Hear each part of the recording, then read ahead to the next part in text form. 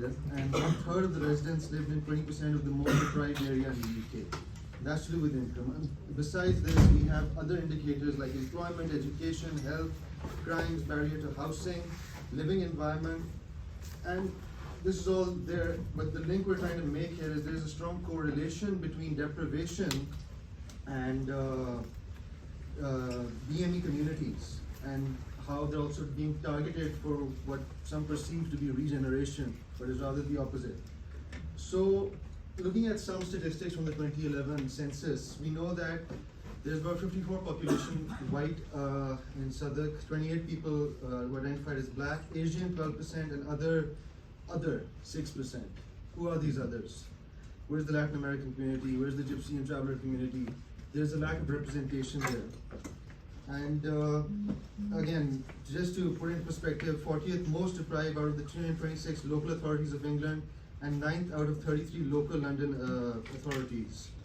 So what we need to learn from this is we need to build a sense of home, a sense of community, a sense of social network and opportunity. People came here, made this people their home, made this place their home, and they've been here for years, and they're still struggling for recognition and for equality. We see North and Central Southwark has been, especially the areas of North Walworth, Faraday, South Bermondsey, Old Kent Road, and Peckham are ranked again in the 10% most deprived areas of London. We specifically look at these two maps here, and that kind of sets the tone of why we're looking at North and Central Southwark. The left map is showing us, sorry, it's not labeled right now, but over here we have indices of deprivation, and over here from the 2011 census, we have communities that are identified as black. Now, although we would have wanted to cover BME communities as a whole, but we can already see the correlation there. This area, which we have then zoomed in here on a master plan level, but we'll talk about that more in detail. Right now I want to hand over to Karabo, who's going to tell us about the timeline and the history of the place. Yeah. I think my colleague was so excited that he just jumped straight into the maps. Yeah. But just to give you a little bit of history, and the context is very important in terms of understanding the current situation. So Southwark has been known as a place that's very popular for having a diversity of ethnic groups.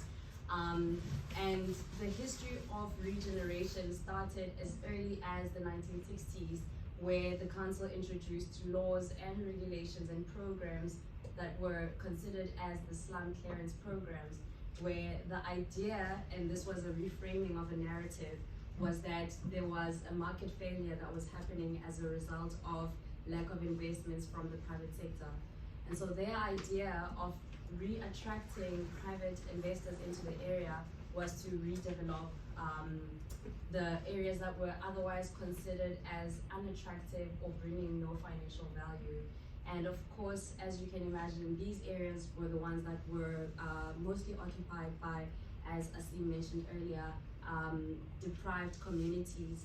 And for the most part, we focus on four critical junctures in our presentation, which includes the Aylesbury Estate, the Elephant and Castle Shopping Centre, the London Palace Bengal, as well as the Haygate Estate. Yeah. So basically, I'm not going to cover each and every single one of these points, but what has been happening is an ongoing struggle between the community to fight for their homes that they have occupied for 30 years plus in some cases. And these are the homes that have held communities together for a really, really long time, which are now being displaced and being disposed into other places. Most of the time, as was the case with Aylesbury, some of the community were not allowed to still be within the Southwark area. So there's been a lot of inequality and disparity in terms of what is regarded as land, a community asset, versus land as a commodity that is meant to be exploited. And so now what we see here is a battle essentially between the council and the community for land. And our main project is to hopefully amplify the voices of the community and their stories. so that their voices can be heard and represented within the planning processes within with the council plans for the areas. And also our project is going to be building up on work that was done by our former group, which introduced the idea of a land commission. And my colleagues are going to be introducing the rest of the ideas in the following section. But for now, I think Pamela's going to address the groups involved.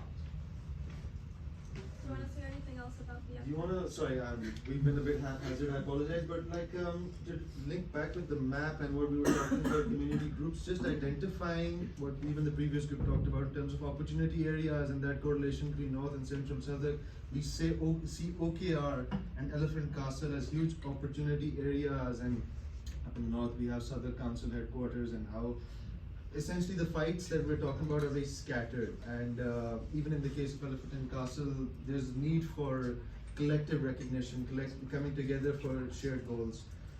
We have identified different headquarters and the different organizations which we will be talking about, and I'm gonna hand that over to Pamela. Yes, so basically we've heard a little bit about the background, we've heard a little bit about the numbers, what communities are part of Southern so far, and based on all of this information, there are some 5 main concerns that pretty much sum up what's going on at the moment. So basically, these concerns are the representation of minority groups, secure places for local vendors and traders, and spaces of leisure, the reduction of the effect of displacement and gentrification, tackling the widespread racial injustices as well, and the recognition of social and cultural capital. And based on these main concerns, some community groups have emerged. These are only the ones that we have talked about. We know that there are many more as well. Pen People, STAG, Latin Elephant, Southern Planning Network, ALAG, Law Center, and the 35% campaign. And we really wanted to, based on the conversations we've had and a little bit of the research we've done online, also congratulate the presence that you have on social media. It's really good. We've had a lot of information from there. We've gathered some quotes that kind of represent a little bit of what I've said so far about the main concerns. So one of the quotes that really stuck with us was from Pen People, from Nicholas over here. There's money, there's information, and there's those that aren't told about it, any of it. From ALAG as well, the Southern Council has a history of violent social cleansing, and it is yet to answer for the brutal displacement of residents on the former Pagan state. This oppression happens invisibly via cabinet meetings and council offices, encoded into email chains that never see the light of day. The oppression is drawn out over years, and the uncertainty eats away at the mental health and stability of victims. STAG, for example, Kathleen, also shared, in your home, when your doors close, you're closed. In a caravan, our doors are always open. So these quotes, these stories so far, tell a little bit about the story of Southern at the moment, and I think it's very important to highlight what Southern has in terms of advantage, in terms of community, in terms of things that really have to be brought up and brought together to really highlight the things we've done so far. If we can go down. And also, we apologize for the size of the text. We will try to make it bigger for the final one. In terms of the advantage that Southern has so far, I think it's very important to highlight a couple things. A trajectory of activism and engagement. Survivability and solidarity from community groups and community members. The community organization and citizen participation. Resistance from displacement. This is huge. You've done a wonderful job so far. Protection of diverse communities. And also some wins to date that are also important to remember because you've come a long way so far. Mapping and relocation of local traders and vendors. Identified and compromise of 27 available pitches from the local council. The Aylesbury emblematic court case, setting a precedent of what can be done. The Light Exchange Community Center, as well as the Up the Elephant campaign and the participation of traders in local decision making. These are important wins so far, and I think that this really sets the tone for what you've done at the moment, and now we're going to talk about what can be done moving forward. So for the fourth section of the story yet to come, we need to first clarify what we are fighting for. So we will start from start. So yeah, thank you. So we are fighting for the Gypsy, Roma, and Travelers group to of their identity. So Basically, it includes the correcting misrepresentation, stop defaulting features area, and also preserve, don't squash the traveler ways of life. That is basically from the interview, and they are saying we don't hope the change of their lifestyle. They hope they can still live in the pictures and keep the way they are living. They don't like the houses. They still prefer the way they used to do. And then we are, please, just to me. Sorry, Yeah. for Latin? No. Sorry. So, and then for the PAN people, we fight for the upward mobility. So it includes a new center at Oakham Road as a community node of workshops, studios, training and multifunctional programs, and also providing an accessible social, cultural, and community space to support the local community and help them benefit from the regeneration. And then for the ALAC and the Latin group, we fight for the preservation and recognition. So for the Latin elephant, we hope there could be formally protect Latin American business and also preserve their characteristics in the future, and also some just compensation on new market space for displaced traders. Also, it would be better with some affordable grants. And last, for the ALAC, we hope we fight for the revisit compensation calculation processes and provide freedom to choose between a fair financial settlement or a like for like replacement. And also the relinquishment and retrofitting of non-modelish blocks in a revisited master plan. Then is the next one. So these fights have helped us reframe the current narrative towards newer ways of thinking. And as we move towards our arguments and recommendations for the Land Commission, we want to accommodate both the idea of tweaking, so making changes within the current framework, as well as suggesting more radical solutions that could be implemented within SADC. So to begin with, we'd like to problematize settler-dominant narratives of housing, which only think of, as Caitlin from STAG mentioned, brick and mortar type of housing. So this does not work for STAG, and there's an increasing argument to be made that it does not work for the climate either. So we want to ask, how can we embrace diversity in housing, keeping traveler, gypsy, Roma community in mind, as well as the aging population and the disabled population in mind. Similarly, PEN People has shown us that just what entrepreneurial citizens can achieve, but it shouldn't be left to the resourcefulness and the ingenuity of citizens like Nicholas and others. So what if there was a system in place that was working for them? So how about the council play an active role in identifying unused and underused spaces that can be used as community spaces, or channeling Section 106 contribution into maintenance investment as a fund for local entrepreneurs. I don't need to mention this, but Section 106 is a type of planning obligation where a planning officer negotiates monetary or non-monetary contribution for the proposed from the builder. And similarly, from Latin Elephant, we learn about alternate ways of what economic metrics should be. One is, we understand that Latin Elephant is talking about an alternate cultural and social capital. So why should just Chinatown and Westminster be considered as a cultural capital? Why can't Latin Elephant? Why can't the Latin quarters in Elephant and Castle be similar? But as well as one very useful way of thinking and reframing this exercise is to think of alternate ways of valuing community assets, where the value of a place, ethnic, retail, business clusters goes beyond economic metrics. And another very important thread that we want to focus on is prioritizing preservation. And this has been ALAC's focus for years. So how about retaining the remaining blocks in the Aylesbury estate and bringing them back to for use? While the idea of like for like also resonates with the group a lot, but we want to focus on this idea of preservation as an important reframing exercise. And what these arguments really help us do is think of reframing the current narrative and revisioning it in two ways. One is alternative ownership and stewardship of land, and the idea of reparative justice. The way to perhaps move forward, according to us, is to one, recognize and admit the systemic and structural inequalities that have existed in planning, and then to move towards this idea of repair and reparation as an important component of the story yet to come.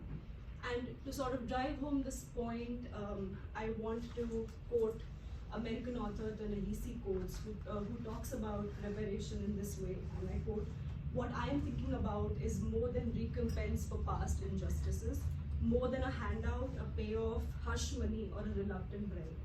What I'm talking about is a national reckoning that would lead to a spiritual renewal."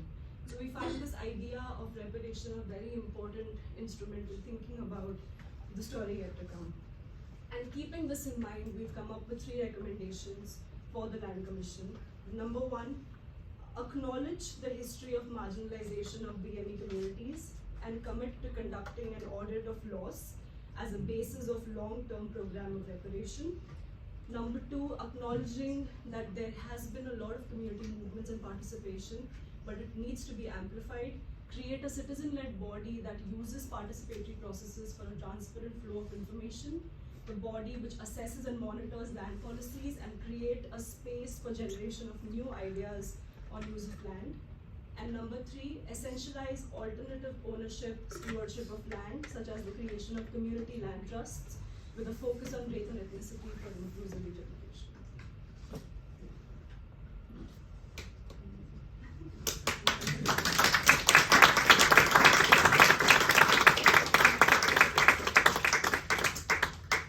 Thank you. Yeah, I really like that set of recommendations, and I thought they were all quite helpful, quite useful. And I also liked, the way you set the context about deprivation in Southwark and that timeline. I thought that was quite useful. Going back to the 1960s and what was happening there. Any other comments or questions or? I have just a couple resources that I think might be helpful, and then some comments. The first is that there's a Runnymede Trust report called Pushing Margins that was published last year. I think it's on the reading list actually. Okay. Yeah. And they talk about population turnover, and there's Southwark is a case study, and you can see kind of I think that there's one thing where it talks about how some they're LSOAs, they're lower super output areas, that the turnover was 1 in 2 people of color were pushed out of the area between 2010 and 2016. So very good resource in terms of displacement. And then there's 2 reports that are based on the 2011 census, so they're not necessarily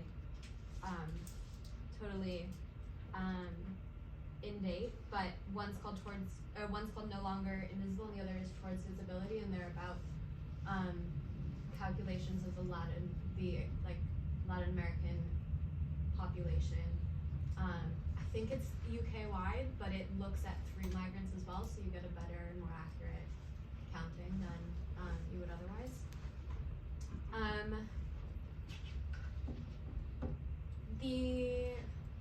don't know if you wanna, I have to make sense of the rest of my notes quickly, but I don't know if you have anything that you wanna add. I mean, in terms of,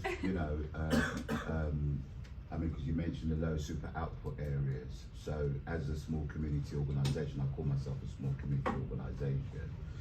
One of the things that we always found hard was being able to access funding.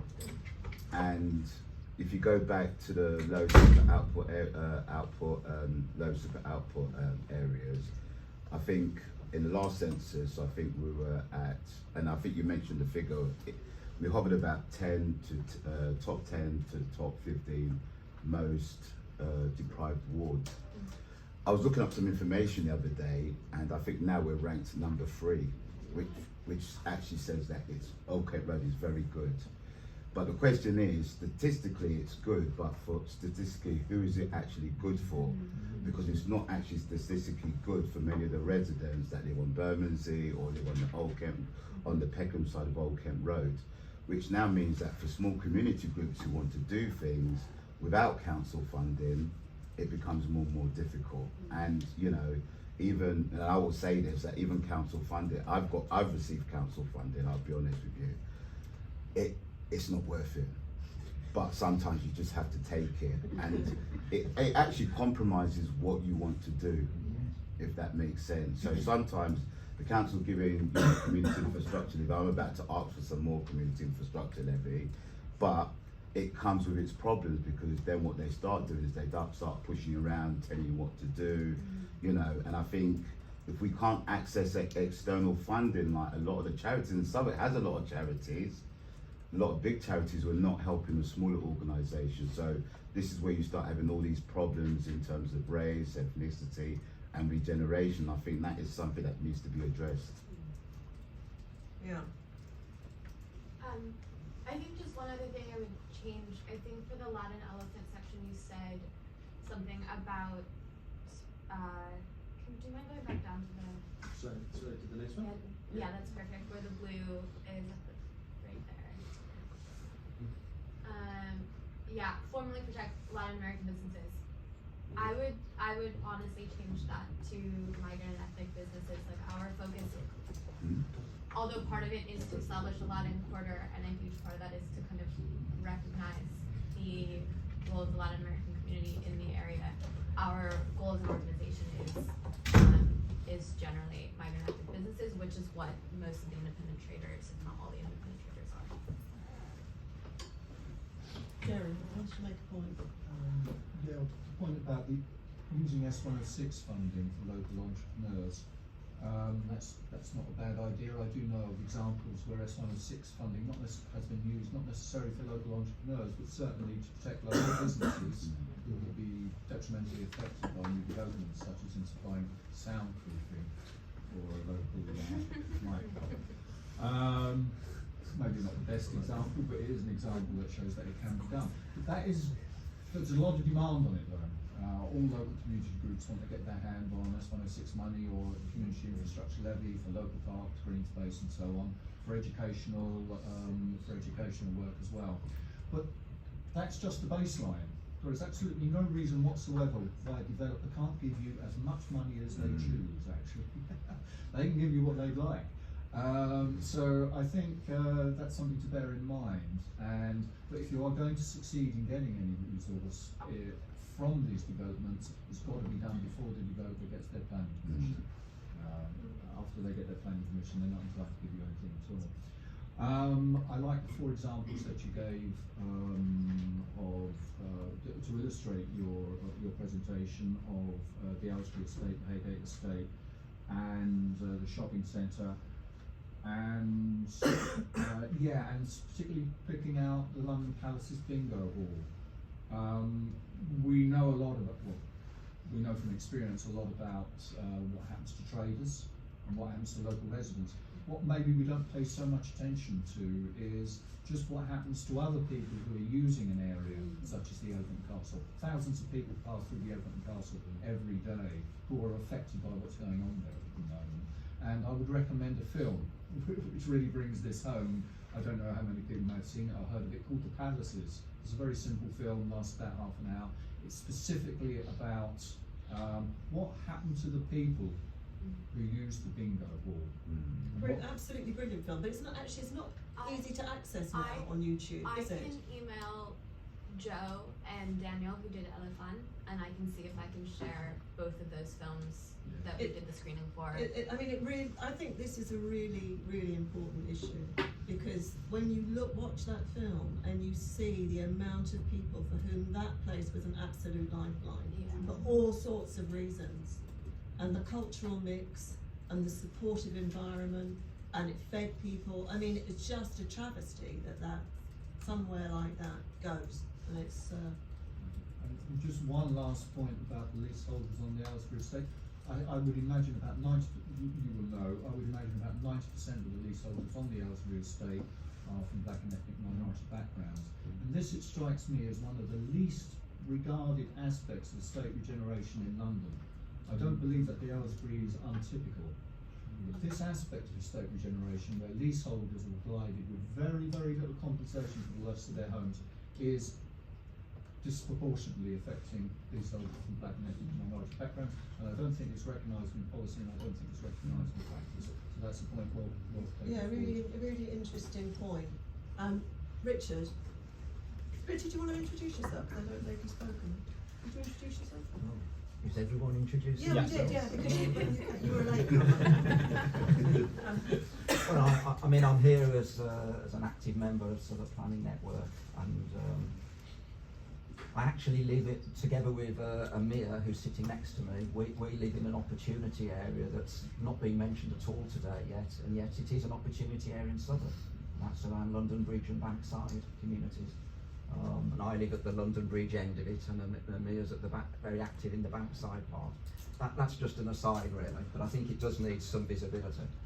I mean, what Jerry, just responding to Jerry's point there, I think Jerry, if people were to actually look at that initial CPO inquiry, and the judgment that was made there about leaseholders and its intersection with race, there were a lot of good points, weren't there, that were made in that, which could actually bring forward what you're saying, and used a lot more, I think.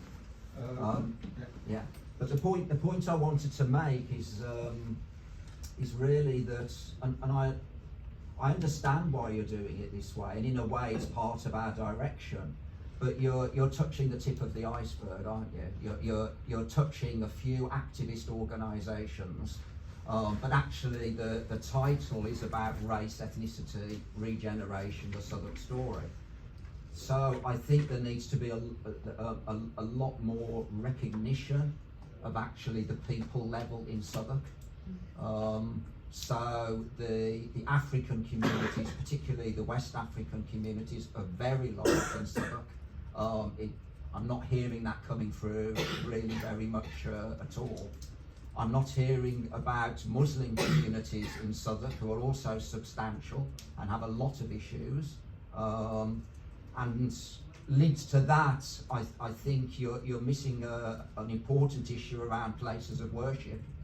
And I don't know if the Old Kent Road group realised, but the council themselves did a study which found that there were 70 places of worship used almost entirely by communities of colour in the Old Kent Road area before all the development really got underway. Obviously a lot of them have been displaced now. But there's serious issues around places of worship, and the fact that it's very much an issue for communities of colour. They're the ones who have to use industrial sites and so on to worship. And then I think you could be just reflecting on other key users of public land in the borough who are really coming from the communities of colour. I mean, education. The actual supplementary schools movement has always been strong in Southwark, and that's all about different communities of colour, and that links into the issue of language, which is obviously very important to Latin Elephants, but it's an issue across the borough with many ethnicities. So I could go on and I won't, but I'm just reflecting that actually you're touching this activist level.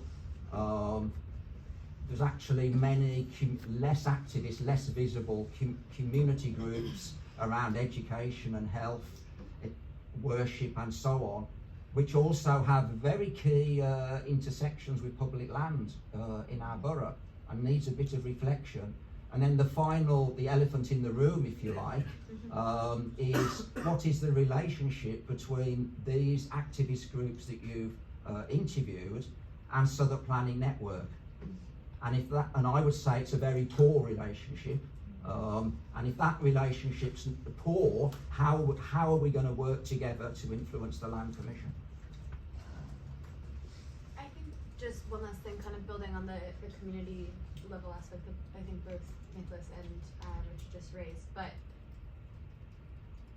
while the loss of the shopping center as a place of like economic activity is huge, the loss of the shopping center as a cultural hub for the community is something that will never be like we are struggling to kind of come back from, and it won't be replaced.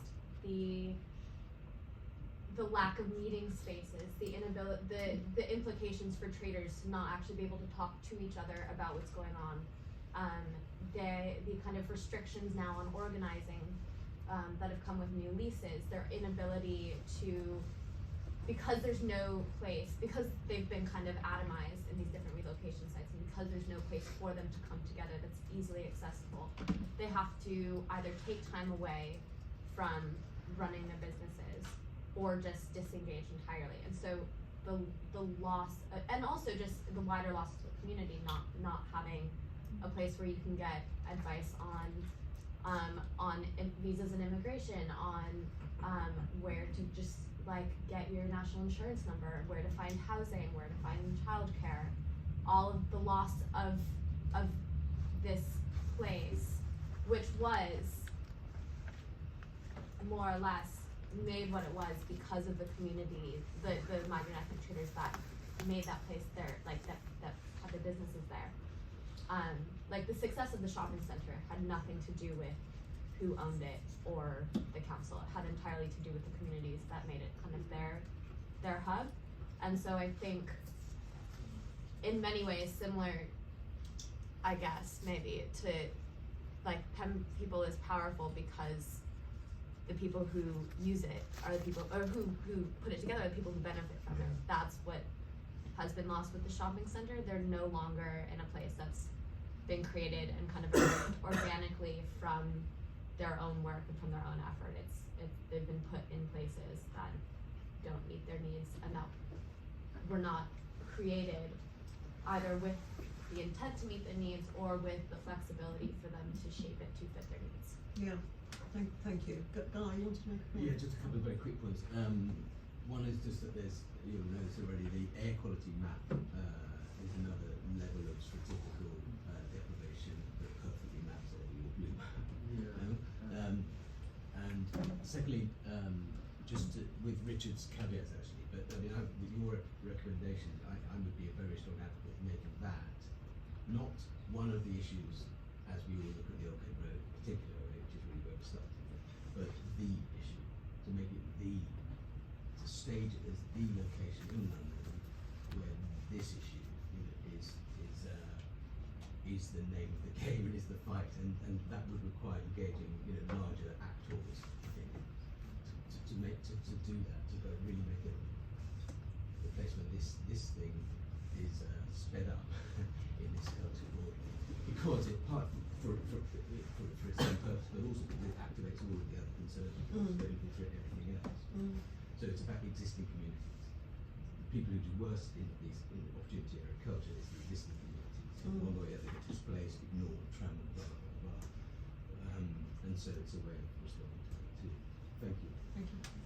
Yeah, I was sort of bringing some of the ideas that have been discussed here. I was wondering if there's something to do with sort of qualitative ideas of a place. So not necessarily just about metrics, but like air quality is an interesting one where you can make it really evident to people, but sort of raising up some of these things which are not as easy to measure, so maybe things like films and books that can really inform and sort of capture a place in a really good way, and some ideas on how that might be mapped or used to sort of show what cultural capital is existing. I think it's really important to make it really evident to developers, councils, people of what a place is really about.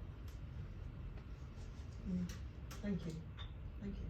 Any other comments? John? Yeah, just briefly, I'm glad you started in the 60s because that's when Southwark came into being, and Bermondsey and Rotherhithe joined up with Southwark, and Camberwell and Peckham, so that's when it came into being. The other thing as well is that I think it's important to say is that all the groups that are mentioned in this report most of the people in them have got one thing in common.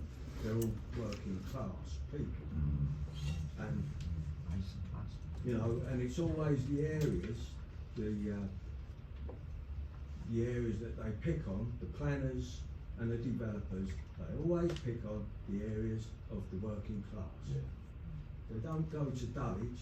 Yep. but it's Dulwich. True. I think that's important.